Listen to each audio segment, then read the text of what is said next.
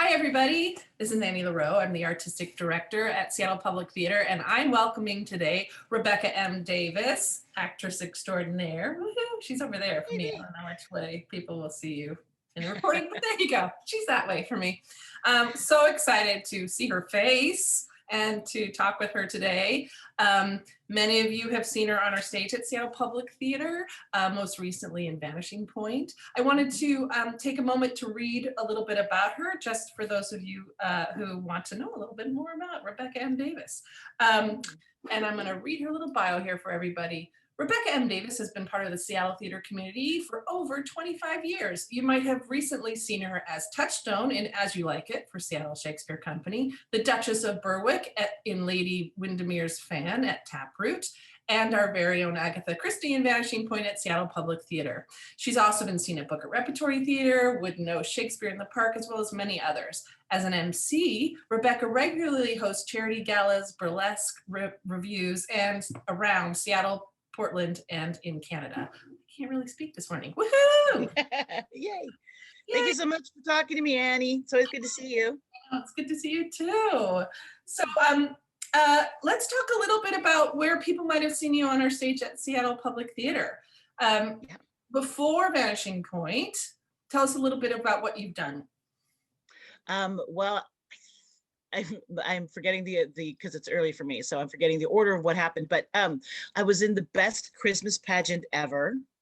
Nice. And I got to play the busybody lady who gets, she's in a wheelchair, so she doesn't get to direct the pageant, which is what starts the whole ball rolling.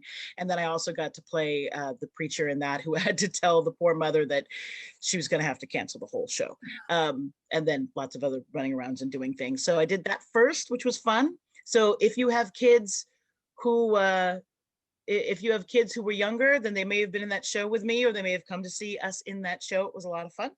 Mm-hmm. And then I did Amadeus, which is a completely different tone altogether. And I got to play Count Orsino Rosenberg, who was one of the foils for Amadeus. And then the fantastic Vanishing Point, which was most recent. Yes. And so much fun. That was closest to modern day. Well, no, I guess Bixby. But anyway, it was so fun, and there was singing. Yeah, they're singing. I can't believe we pulled it off, the singing. Such rest of the team. We did. Woohoo! It was a Vanishing Point. We'll go back and touch that on that and go into the details. Tell us what brought you to Seattle in the first place. You're from the Portland area, right? Or a little further south. So yeah. I'm from Corvallis, Oregon, home of the Mighty Fightin' Beavers. I've heard all the jokes. So don't try. Because my dad was a professor at Oregon State and my mom taught in the high school. So I grew up in Corvallis, and then I went to school in Eugene, home of the Mighty Fightin' Ducks, and I've heard all the jokes. Beavers, ducks. Yeah. We don't have the best mascots on this coast. Let's just admit that going forward. We don't. So then from there, once I graduated, I came to Seattle, partly on the recommendation of a professor and partly because I had friends who were moving up here. So we were all like, let's all go to Seattle together, because that's what you do in the early 90s, apparently.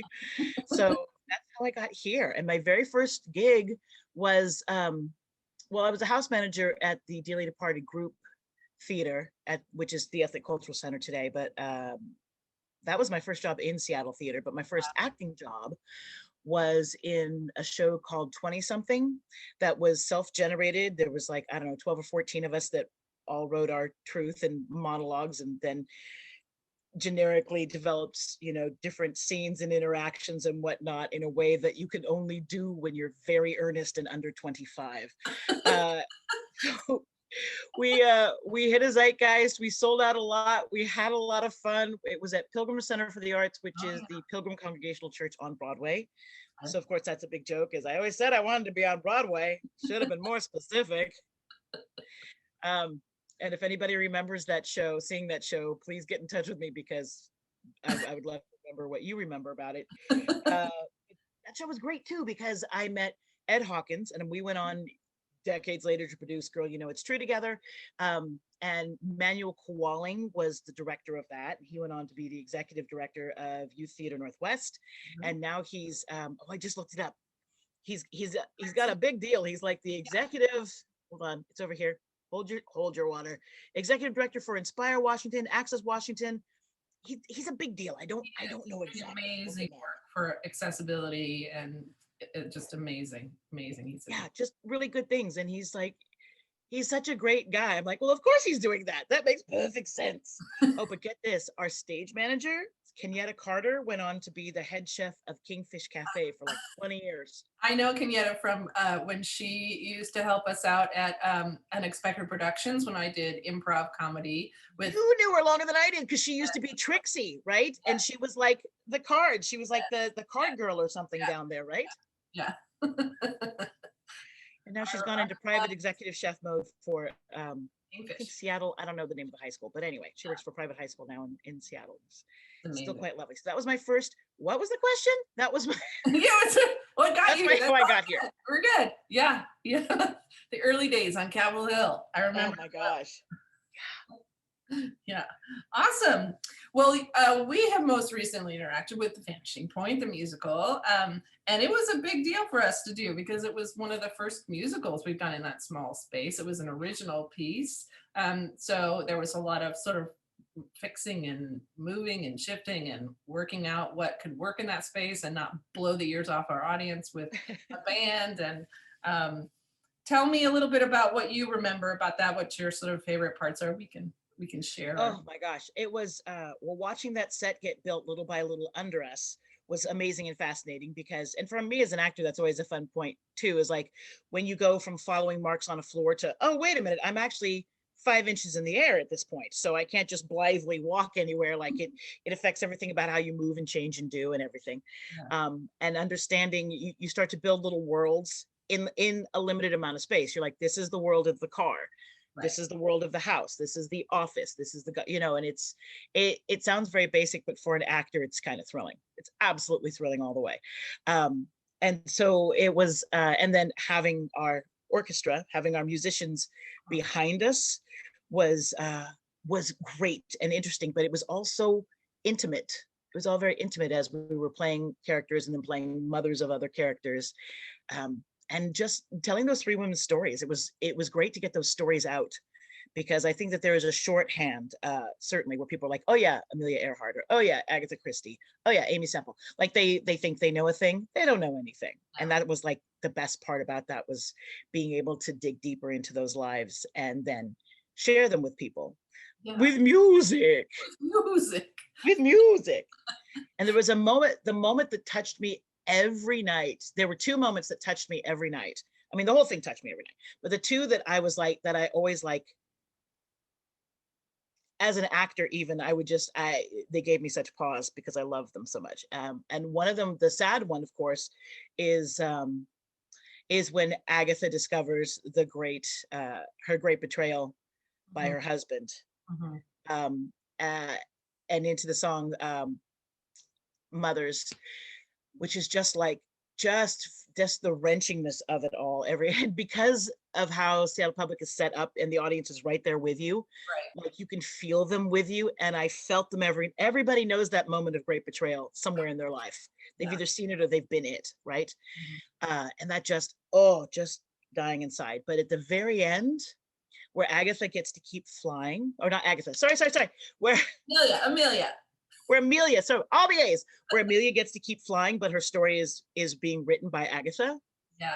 Yeah. That moment, it gives me chills just thinking of it. It always just, and the music that we sang at the time just fills me with such hope and determination and love, like flat out love, like Amelia being a woman who is doing what she loves in spite of and because of everything and everybody, and just going on and living forever. And the fact that we all know she lives forever because we're here and she's there, and and the whole wibbly wobbly timey-wimey business of it all. Well, and the way that you did the lights just then, with the green coming in and just the whole experience of us, and then we're singing and it moved. I've got goosebumps right now. I'm not describing it well because I'm living it in my head at the same time, but it was thrilling and moving and uplifting in a way that Lifetime movies could only hope to get anywhere near and never ever do. Like it was something to be seen and it was something to be lived. And if you didn't do either one of those, then too bad for you, because it was amazing. I loved how it was. I loved how it really shone a light on the complexity of women's lives and the interconnectedness of women's lives and the multitasking and all the Yeah. things. Whether it was back then, it was still relatable to now, and as living in the world and all the complications and yet the camaraderie, the sort of Yes. the camaraderie of the three of you that you developed as actors on stage, and then what was required of the piece, but that sort of sense of togetherness. Mhm. And I thought it was Having to solve it together, having to solve how we're going to get back to where we're supposed to be together. right. But also just the idea that that we do all have mothers, and the whole dynamic of somebody who wants to love you and maybe doesn't know how to show it in the best possible way, you know, Yeah. because I think all three of those women had mothers who loved them, but also who thoroughly didn't understand them. I think that also came through a little bit. It's like, I love you, but why are you like this? Kind of. And I think for modern women, especially who have women who are 2 or 3 generations, it's exactly the same thing. It's like, what? I love you, but why are you like this? And when will you stop? Yeah. And I think it's a great example that all three of them were like, well, never, because we Well, really and like who also, we are. you guys had to do some pretty tight choreography on a really I mean, they were not big platforms and they were floating Oh, quite high off the ground. yes. They were. And I But didn't, once you get the choreography, I do remember having a devil of a time trying to get my words and my motions to match up the same, so yeah, that your walk here, do this, turn here, these 5 lines, walk here, because that's like the nuts and bolts of the acting part of it, which is not interesting to anybody other than other actors. Um, but we did it. yeah, and We you had, it created like how many different worlds? Like 20 different. I don't even know how many different was so situations we created on those 3 yeah, and you platforms. had it the toughest because that patter song, if anyone remembers it, the patter song was so complicated, and I was making you move a lot. But Wait, part of it what? was like to try to figure out where, so you could know which part of the song you were singing by where I mean, you. that's how to stick it in your head. I mean, that's the only way to stick it in your head. And God bless him, if Jeff Caldwell had too much coffee, then I was in for it, because I'm trying to stick with the piano, but also have to get over here, but figure out when you're breathing so you can say the next chunk of the thing. And if he gets going too fast, then I'll just forget to kill somebody, and then the whole song's off. But it Not, was fun and memorable. And my friend Phyllis, who is 90, when she starts being told by another friend the story, when Phyllis gets up for the day, when she's like starting to do the things she needs to do, she starts with the plot, the plot, the plot, the plot. And they're like, okay, Phyllis, what are we doing today? And then they go and do the thing. But Phyllis Kaufman, lovely lady. and I never let you leave stage, which you have That's true. reminded There me was no back. There were no backstages.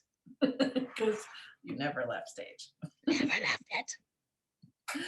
Let's talk a little bit about sort of the being in the larger community and maybe some memorable moments of like, other places you performed, or it doesn't even have to involve you, or it can, but things that really come to your mind about Seattle theater community and your Oh well, involvement in performance. it's been interesting to watch. Mhm.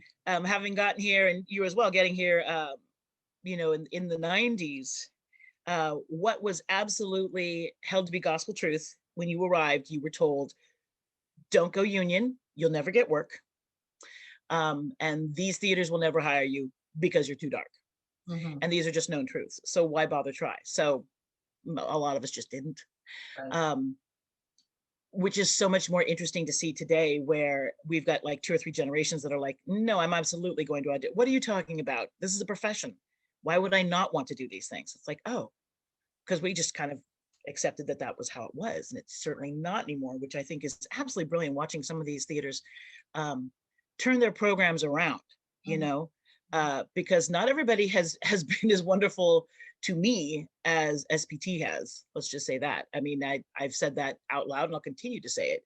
Um, like, especially like when I first got here, nobody would have considered me for Agatha Christie. I mean, not only was I too young, but I mean, even if I hadn't been, it just wasn't a thing that was done. It was like, we have a Black actress, we put her in the Black actress role, Mhm. as opposed to, well, here's an interesting, fascinating character.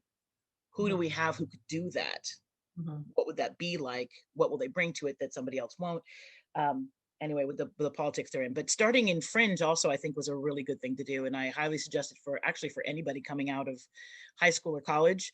I think everybody, that should be your gap year at least. You should spend a lot of time having to be the one to build the set, having to be the one to figure out what your skirt's going to look like, having to be the one to figure, like so many things that I have a friend of mine, Lisa Bertel, who said the first time she did a show in an equity house, she almost cried because she got measured for a costume and then it was made for her. And she's like, I didn't show up and have them hand me this sad bag of Value Village, maybe it fits,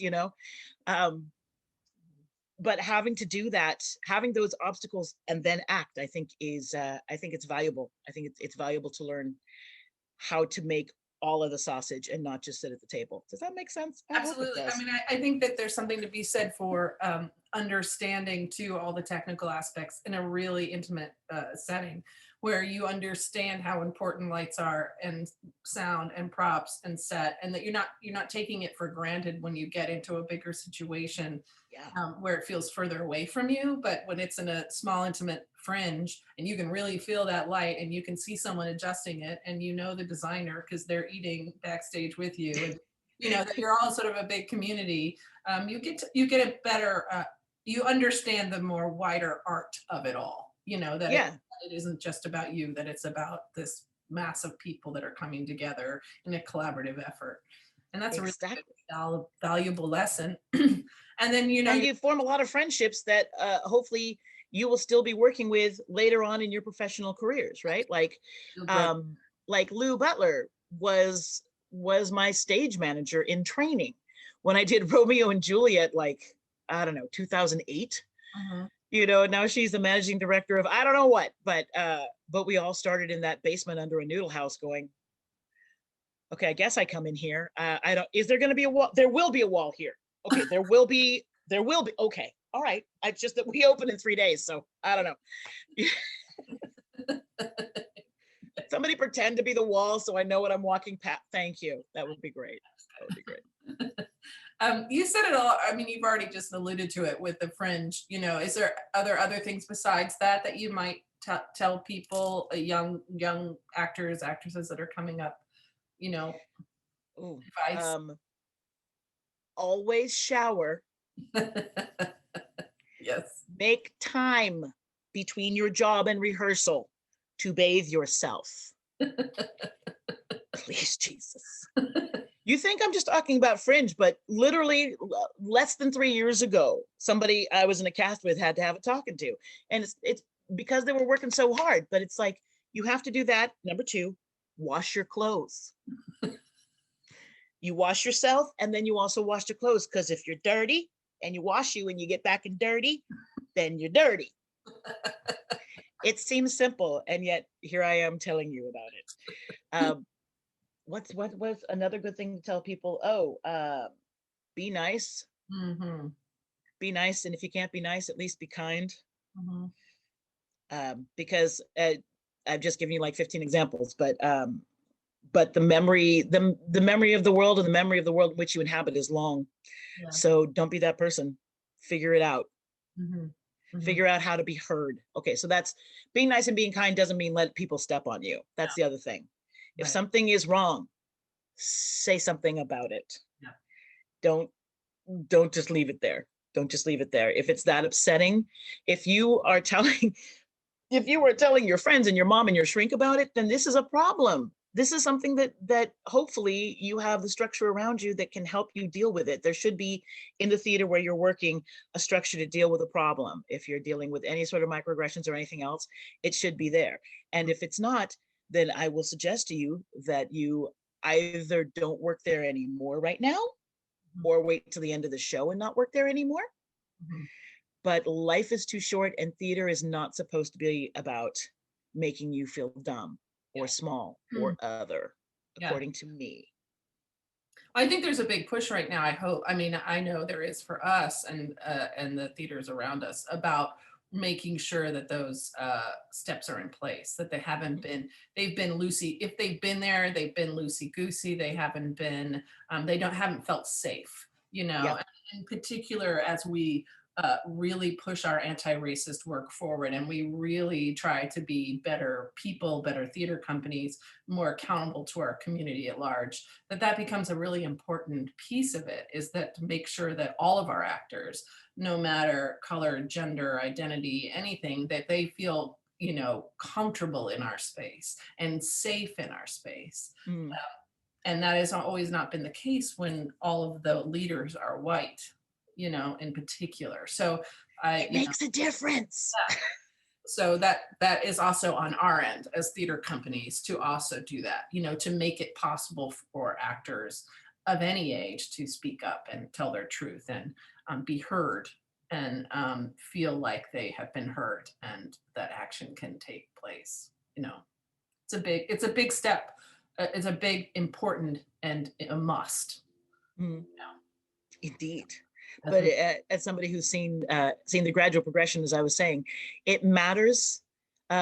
We see it and we feel it, and it matters a lot.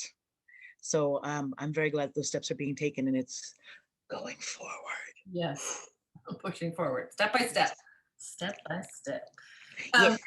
So what do you imagine, what are your hopes and goals after COVID allows us to actually perform live again? Like what are the things you're looking forward to or you want to have happen? What are I just want to do a thing. I just want to go tell stories some more to Mhm, people who want to come and hear stories. I'm really hoping that every single house is sold out for cross like a year, like that nobody has a problem getting an audience ever again. My hope is that everybody is so sick of being stuck inside or socially distancing at a supermarket that they'll be like, I'm sorry, there's a chance to see Paint Your Wagon live. Let's go. I mean, even if they don't like it, they're like, what's right now? What can we be in? Because we're losing that connection. We're losing that human connection if you don't have a live experience, whether you're, you know, in a 4,000 seat house in Vegas or whether or not you're in like a 150 seat house in Seattle. Like we're losing that immediacy, Mhm. right? Because we're on screens. I mean, and screens are great, but I think the novelty is wearing off, quite frankly. I mean, it is for this gal. Not that I'm turning anything down. I'm just saying I think Kathy Shea is probably the first one to say this out loud in Seattle, but it doesn't matter. But I miss the gasps Mhm. of the we didn't know it was the butcher's brother. Or, you know, or the tears when it's like she just wanted the dog to live. You know, anything. I miss Yeah. the connection abso-freaking-lutely, and I think other people do too. So for me, a post-COVID world is one in which everyone is cast and everyone is paid and all the houses are full forever, or at least a year. Fingers crossed. Let's make it happen.